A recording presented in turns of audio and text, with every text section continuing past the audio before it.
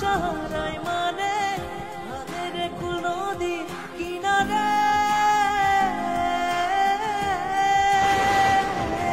হয় যে ফুল লাগে পুজোর কাজে সে ফুল দিয়ে দেহ সাজে জীবন রে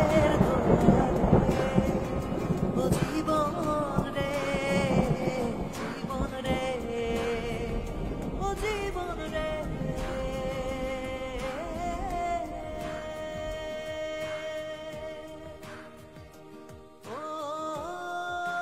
তুমি এখনো ওকে ভুলতে পারোনি?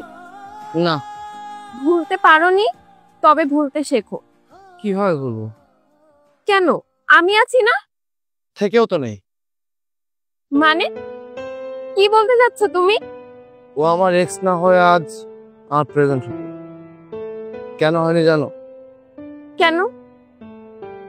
কারণ এখন তুমি যেমনটা করছো ঠিক তেমনটা একসময় আমি করতাম। কি করছি আমি? এই যে প্রিয় মানুষটাকে আমি প্রায়োরিটি দিতাম না, বাইরে এসে ঠিক তোমার মতোই ফোন টিপতাম, গ্রাহ্যই করতাম না। আছেই তো, এত সমস্যা কি? এত কি?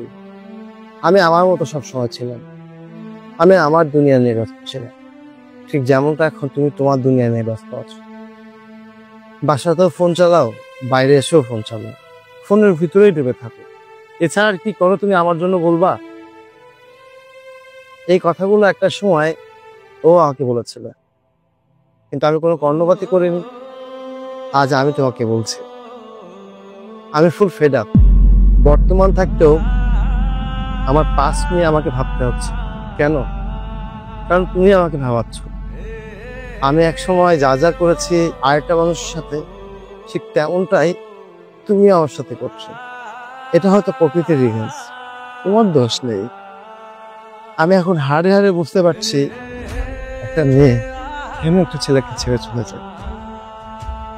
প্রকৃতি আমাকে হাড়ে হাড়ে বোঝাচ্ছে। এখন আমি বুঝতে পারছি যে আমারই ভুল ছিল। যখন আমাকে ছেড়ে চলে গিয়েছিল তখন আমি ভাবিনি, তখনও বুঝতে পারিনি।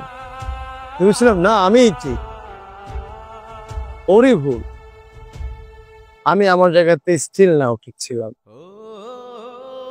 এখন আমি খুব ভালোভাবে বুঝতে পারছি না এই রোহানি ভুল ছিল। তোমাকে দেখে বুঝতে পারছি। আজ তুমি না আসলে হয়তো আমি জানতেই পারতাম না আমি আমার লাইফে কত বড় ভুল করে ফেলেছি। তোমার এসব ন্যাকামো এসব না মেয়েরা করে, তুমি তখন মেয়েদের মতো করতেছো দেখছি।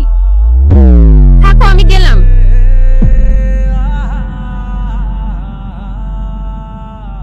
আচ্ছা সরি। এই নাও, এই ফোন নিয়ে তো যত সমস্যা তুমি রেখে দাও, আমি আর ফোনই চালাবো না। Thank you. চল। আচ্ছা, ওই ছেলেটাকে দেখলাম তোমার দিকে তাকাইতে, মনে হয় প্রভু পড়েছে তো। আহে না, কি যে বলছো তুমি, চলো এখান থেকে। যখন আপন জনারে